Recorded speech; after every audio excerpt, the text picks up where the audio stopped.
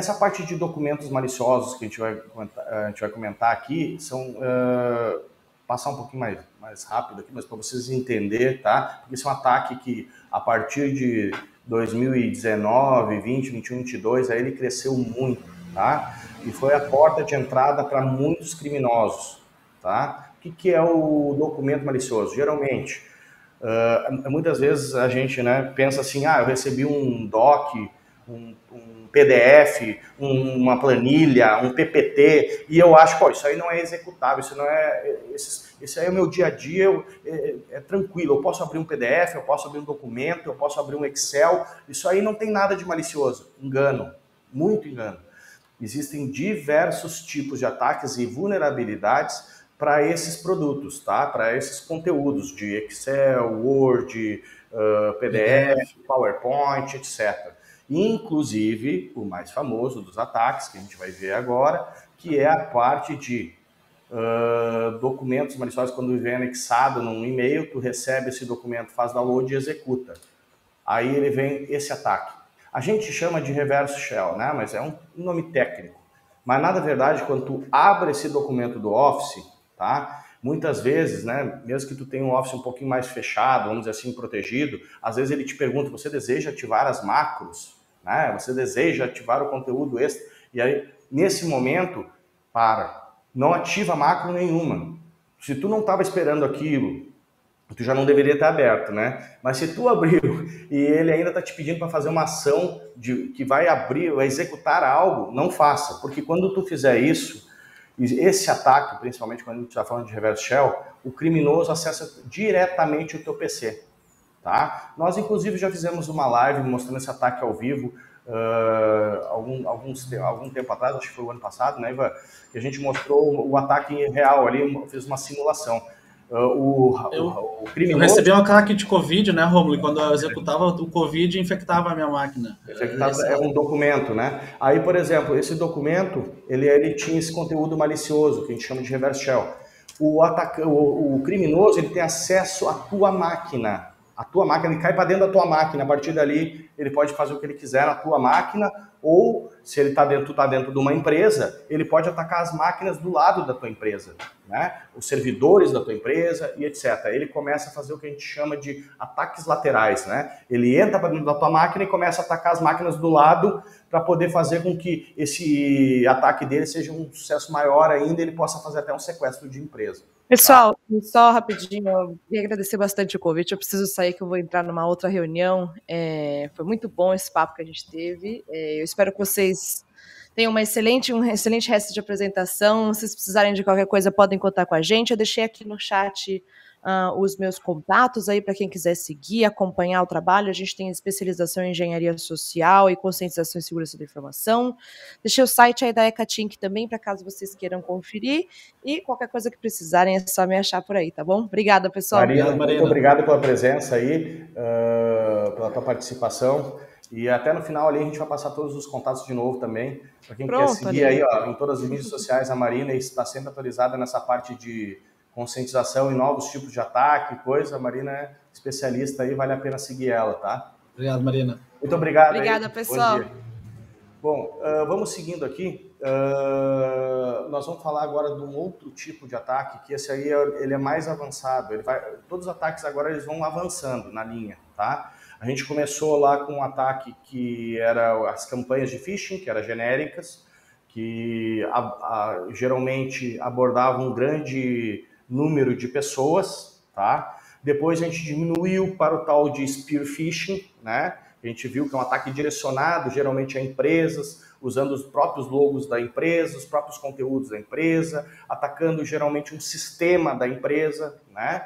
Depois a gente viu os documentos maliciosos, é mais ousado ainda, o atacante ele tem que fazer, aí ele já exige um pouco mais de conhecimento para fazer esse documento malicioso e enviar para uma determinada empresa, uma determinada pessoa. E por fim, e não menos importante, a gente vai falar de fraude do CIO, que no mercado de segurança da informação é chamado de Business Email Compromise, tá?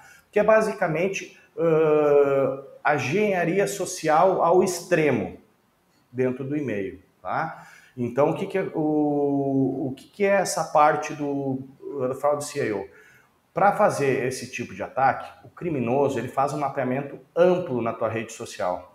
Ele faz um mapeamento mais aprofundado da tua empresa, quem são os cargos, quem é o presidente, quem é o diretor financeiro, quem é o responsável por fazer o pagamento de boleto, quem são teus fornecedores, tá? Enfim, em posse dessas informações, ele vai usar diversas técnicas e geralmente essas técnicas são dificílimas para os sistemas de segurança de detectar, porque elas geralmente, às vezes, nem tem link ou não tem um documento anexado, nada disso. Às vezes é só informações que tu vai passar para ele, tá? Para esse criminoso. Então a gente vai mostrar alguns exemplos de, por exemplo, o cara identifica que tu tem um presidente na empresa, o Romulo ali é o presidente da empresa, o Ivan é do setor financeiro. Então ele identificou isso. O que ele faz? Ele vai usar técnicas de enviar um e-mail como se fosse o Romulo para o Ivan, né? Dizendo, Ivan, seguinte, eu preciso que tu faça um pagamento para a empresa X urgente, porque senão o caminhão que está lá na nossa unidade de Porto Alegre, ele não vai poder sair. Então faz pagamento agora, porque senão eu vou ter um prejuízo enorme, e aqui está a conta que tu tem que fazer o pagamento e o valor é tanto. Bom, para o criminoso chegar nesse nível, ele tem que fazer alguns mapeamentos. Então, muitas vezes ele usa as redes sociais, ele usa o próprio e-mail para mandar um e-mail antes para ti perguntando algumas informações. Usa as credenciais vazadas anteriormente, o produto de um ataque anterior. Aí tu tem a outra, esse aí já é um pouco mais avançado, né? Muitas vezes, por exemplo, se a tua credencial, que, por exemplo, a gente deu lá no início da conversa, a gente fala assim, muita gente tem o péssimo costume de usar a mesma senha, né, para tudo. Então eu uso a mesma senha para me acessar a empresa, eu uso a mesma senha para acessar o Gmail, eu uso a mesma senha para acessar o Netflix, eu uso a mesma senha para fazer um site de compra. Muitas vezes eu uso o e-mail da empresa nesses cadastros. Então quando isso vaza e vai parar na Deep Web, o criminoso tem acesso a isso de forma muito simples, inclusive, ele pega e consegue entrar até às vezes na tua caixa postal, né? na tua conta de e-mail, e ele consegue ler os teus e-mails, tá? Então, por isso, é muito importante ter uma política de senha forte, né? Não usar a mesma senha para tudo.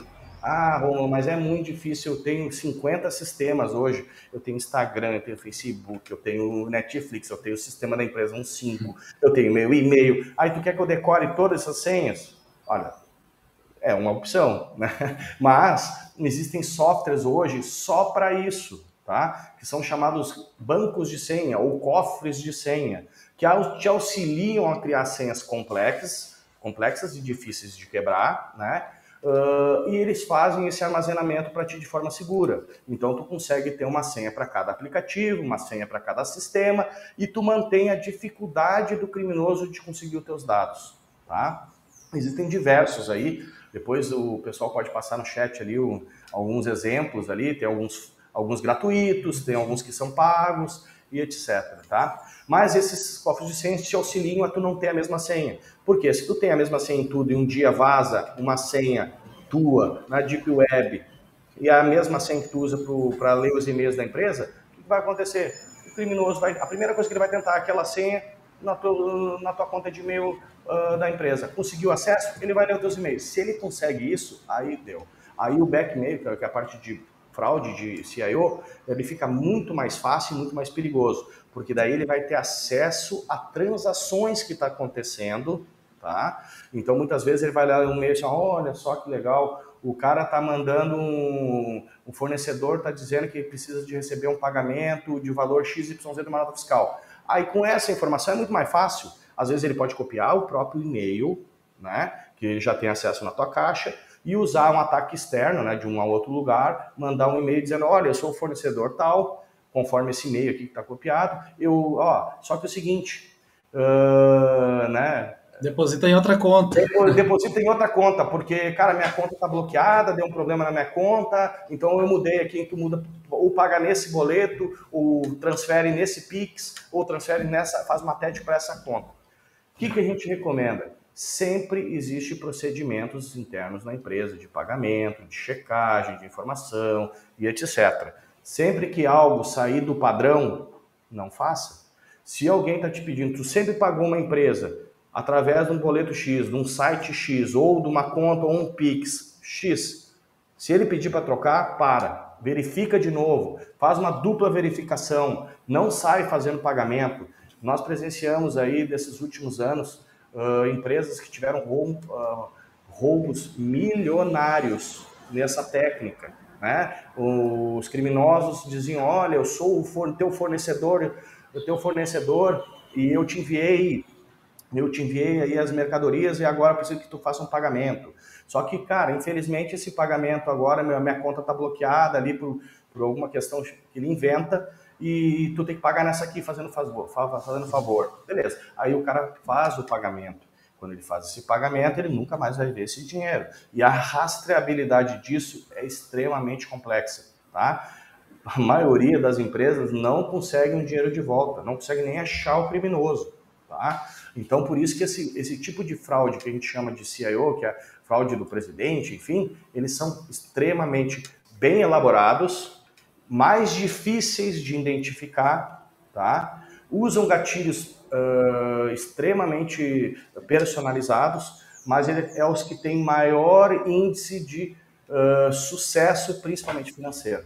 Tá? Valores altos, né? Valores altos. Eles copiam o teu pronome de tratamento, então o seu lado financeiro vai me chamar pelo meu apelido interno, porque ele viu que na comunicação anterior ele se referia para mim como Ivan, não senhor Ivan, algo assim, né? Um apelido, um nome mais abreviado, né? E isso aí, quando chegar para mim fazer o pagamento, eu vou identificar, é o Rômulo tá me pedindo, vamos embora. Mas eu tenho que me atentar a cumprir as políticas da empresa. Se eu não tenho políticas para pagamento, para cadastro de fornecedor, para troca de contas bancárias, tem que implementar e exigir que seja cumprido. E no momento que eu tiver alguma necessidade de criar uma exceção, escalar e compartilhar a responsabilidade sobre essa exceção, porque se somente tu assumir esse risco, possivelmente seja o mais fácil de se materializar esse ataque. Muito importante isso que o Ivan falou. Não assuma um risco sozinho. Se houve uma troca de procedimento dentro de um pagamento ou dentro de qualquer processo dentro da empresa, compartilha isso com alguém. Primeiro, faz a dupla verificação. Um fornecedor me solicitou a mudança de forma de pagamento. Liga para o fornecedor. Fornecedor, isso é verídico? Sim, não é? Pô, mesmo que seja verídico, confirma com o teu superior, com o presidente da empresa, com o teu gerente, enfim. Cara, vamos executar isso. Por quê? Se tu ficar sozinho para tomar essa decisão e fizer no modo automático, tu vai cair naquele gatilho de urgência que a gente falou. E esse gatilho de urgência ele é muito perigoso, porque tu vai executar e depois não tem mais volta. E esse ataque de fraude, esse ataque de back, o Business Email Compromise, ele explora muito as relações hierárquicas da empresa. Então, o Rômulo, que é o meu CEO, se ele me pedir para fazer uma transferência, eu vou automaticamente me permitir fazer um lançamento para uma conta fraudulenta. Então, essa é um dos principais pontos e uma nova oportunidade que eles têm de obter os valores, usando os próprios humanos, né, os próprios colaboradores para isso. Exatamente. Aqui tem um exemplo básico aí, né, aí esse foi um simulado, né, obviamente, solicitando ali que faça um pagamento, uma mudança de pagamento e etc. Geralmente esses ataques são muito bem elaborados, tá? Eles podem ocorrer internamente, como eu falei, explorando uma conta vulnerável de e-mail que já vazou, um ataque que eles consigam explorar um e-mail, aí fica difícil mesmo de identificar, então tem que tomar muito cuidado. Às vezes pode vir um e-mail do teu colega, ele nem sabe que teve a sua conta comprometida e tu está recebendo e-mail deles. Então, cara, se mudou a forma como é tratada uma informação ou um procedimento da empresa, mesmo que seja teu colega, não faça. Compartilha com ele se isso é necessário, compartilha com um tomador de decisão, compartilha essa decisão com mais alguém, tá?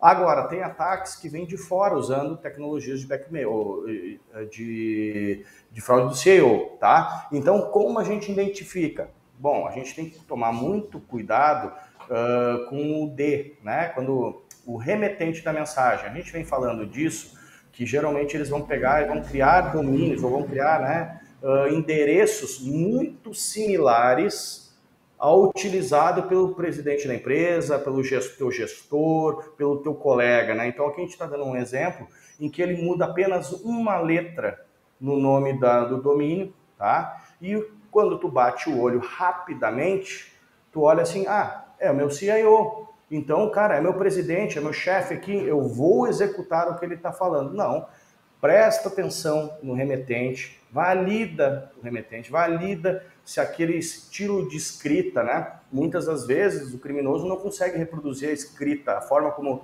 o teu chefe fala contigo, como ele usa algumas expressões. Então, se aquilo está fazendo um pouco de diferença, sempre, e sempre que envolver dados sigilosos, informações da empresa, informações bancárias ou um pagamento, valida com ele, né? Valida com ele para se aquilo faz sentido, tá? Isso vai evitar aí roubos financeiros, roubos enormes aí, rombos aí na empresa, tá? Então aqui tem algumas dicas para evitar os ataques que a gente já comentou, né? Sempre responder para, né? Então, tipo, cara, tu vai responder